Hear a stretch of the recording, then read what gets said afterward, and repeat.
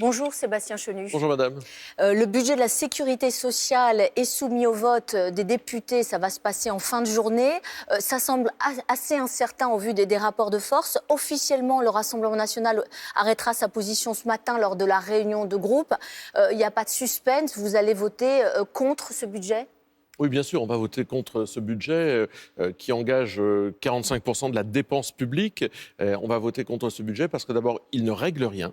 Le dérapage de la sécurité sociale, des comptes de la sécurité sociale vont continuer. Ce gouvernement n'a mis aucune mesure qui permette de régler, de contrôler ce dérapage budgétaire et parce qu'en réalité, il ne correspond pas aux attentes du pays. C'est un budget de facilité pour le gouvernement auquel nous allons nous opposer évidemment. Vous dites que ça ne règle pas le dérapage du déficit de la sécurité sociale, mais selon le gouvernement, ce dérapage atteindrait les 30 milliards en 2026. Dans le projet de budget, c'est 23 milliards. C'est de l'argent public dilapidé.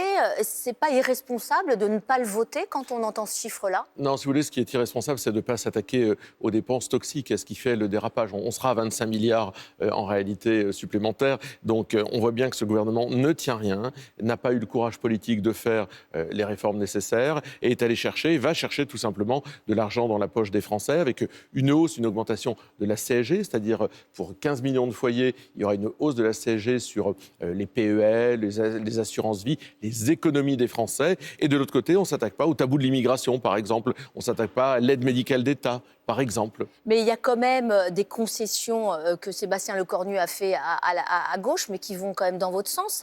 La suspension de la réforme des retraites, l'abandon de l'année blanche qui aurait inclus le gel des prestations sociales et des pensions de retraite, l'abandon du doublement des franchises médicales. Ça parle à vos électeurs. Pourquoi ce dogmatisme sur ces sujets-là ? Non, mais ce n'est pas du dogmatisme. C'est-à-dire qu'en fait, le budget avait été au Sénat alourdi de mesures absolument épouvantables sur le dos des Français. Et ces mesures, elles sont détricotées maintenant. Mais ça reste un très mauvais budget de la sécurité sociale, comme je vous le dis, qui règle aucun problème de fond, qui vient taper la poche des Français et qui, de toute façon, nous emmène dans une spirale qui est celle d'une dépense publique non maîtrisée. Donc il n'est pas question qu'on valide ça, il n'est pas question qu'on valide une politique d'absence de courage. Et c'est en fait, je veux dire, c'est la facture, ce budget-là, la hausse de la CSG, etc., que le gouvernement paye aux socialistes qui acceptent de les soutenir sur ce coup-là. Mais il y a un nouveau geste en faveur de l'hôpital qui a été consenti hier pour amadouer les écologistes. C'est l'augmentation de l'objectif des dépenses de l'assurance maladie qui passerait de 1,6 qui était prévu à 3%. C'est un geste à 600 millions d'euros. Est-ce que vous êtes pour ? Non, mais c'est un objectif. En réalité, ça n'a rien d'une mesure réelle de réalité. C'est un objectif qui est annoncé. Par exemple, le Ségur de la santé, il n'a pas été financé dans ce budget. Ces gouvernants sont totalement irresponsables. Donc on peut avoir des objectifs qui, sur le papier, fassent plaisir à tout le monde. La réalité, c'est que tout ça n'aura pas de répercussions concrètes dans la vie des Français et notamment dans les hôpitaux. Si le budget ce soir était rejeté, est-ce que vous demanderez la démission de Sébastien Lecornu ? Je pense que ce serait normal. Sébastien Lecornu, en échec sur ce budget ce soir, devrait démissionner. Et pas seulement faire semblant de démissionner. On a vu un Sébastien Lecornu qui fait semblant de démissionner régulièrement. La réalité, c'est qu'il faut que ce gouvernement, une fois qu'il est mis en échec, s'en aille. Ça réglerait quoi ? Parce qu'il y aurait une nouvelle crise qui peut-être aussi angoisserait quand même les Français. Peut-être la nomination d'un nouveau Premier ministre. Et qu'est-ce qui serait différent ?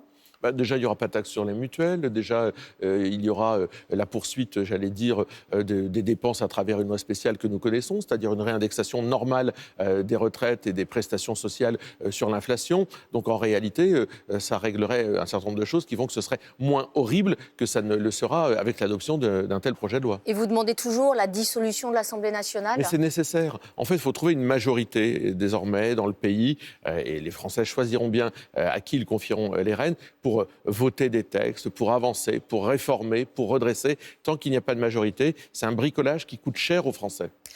Jean-Philippe Tanguy, donc député Rassemblement national, propose de rouvrir les maisons closes. Mais les maisons closes, vous êtes aussi signataire de cette proposition de loi. Des maisons closes qui seraient tenues par des prostituées en mode coopératif afin d'éviter la précarité et les agressions. En quoi c'est une bonne idée?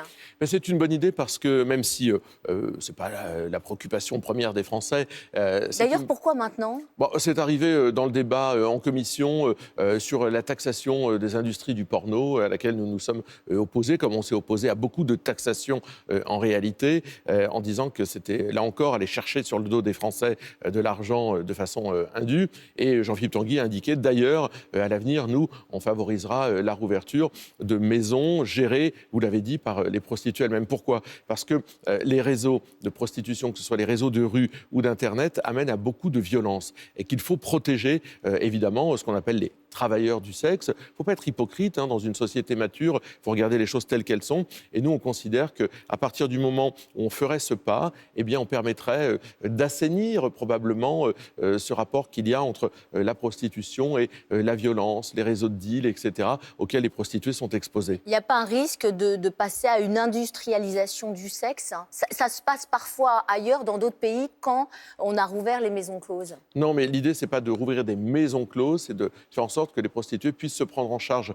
elles-mêmes avec une sorte, finalement, de protection. C'est une autoprotection et c'est beaucoup mieux pour casser le trafic des êtres humains auquel nous nous opposons formellement. Il ne s'agit pas de l'industrie du sexe, il s'agit qui existe déjà en réalité, qui existe à la rue. Il s'agit de protéger des femmes qui n'ont aussi pas de droits sociaux. Il s'agit de leur donner des droits sociaux, notamment la possibilité d'avoir une retraite. Un mot également sur Brigitte Macron. Dans une vidéo qui a été publiée hier, on l'entend qualifier de sale conne des militantes féministes qui ont interrompu samedi le spectacle de l'humoriste Harry Habitant.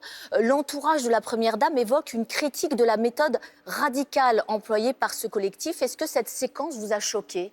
Il y a le fond et la forme. Moi, ce qui me choque d'abord, c'est qu'on prenne des propos privés, comme ça, de Brigitte Macron ou de n'importe qui, et qu'on en fasse une polémique. C'est absolument scandaleux. Si on prend des propos privés que vous pouvez tenir, que je peux tenir, etc. C'est des propos privés quand on est, certes, en coulisses d'un spectacle, mais avec du monde autour de soi. Oui, Brigitte Macron a encore le droit d'avoir des propos privés, et elle les a comme elle veut les avoir. Et puis, sur le fond, Monsieur Habitant, que je ne connais pas, a eu un non-lieu.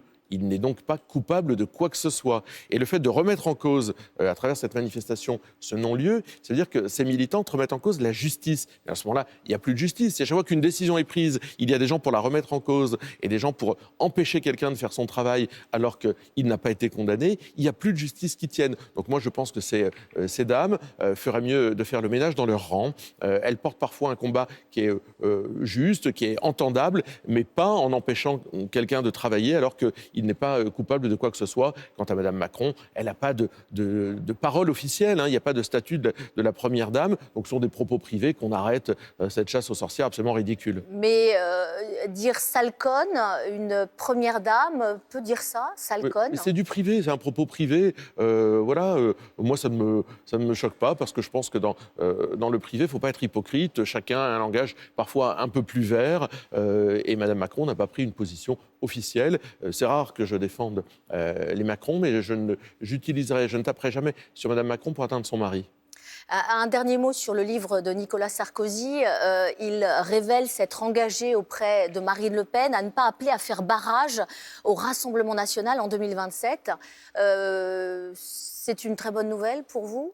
Oui, d'abord parce que le président Sarkozy acte le fait que l'opposition se structure autour du Rassemblement national, que la force d'opposition aujourd'hui, c'est le Rassemblement national, et qu'au lieu de débattre indéfiniment de l'union des droites, il dit finalement il faut dépasser cela. Ça ne sert à rien de faire un barrage à ceux qui sont le moteur de l'opposition. Ce barrage n'a aucun sens, ce barrage n'a aucune utilité, ce barrage n'a aucune logique. Il faut plutôt laisser le Rassemblement national avancer et éventuellement peut-être laisser les gens lui donner un coup de main. Mais pourtant, Marine Le Pen n'a jamais été pour l'union des droites. C'est plutôt ça le discours d'Éric Zemmour. Non, mais c'est bien pour ça que je dis que le discours de Nicolas Sarkozy, c'est pas l'union des droites, c'est le dépassement des droites au bénéfice, effectivement, du moteur, de la matrice Rassemblement national. Et c'est pour ça que je pense que c'est bien plus intéressant que le débat union des droites. Merci beaucoup, Merci. Sébastien Chenu. Merci, Bonne journée à vous.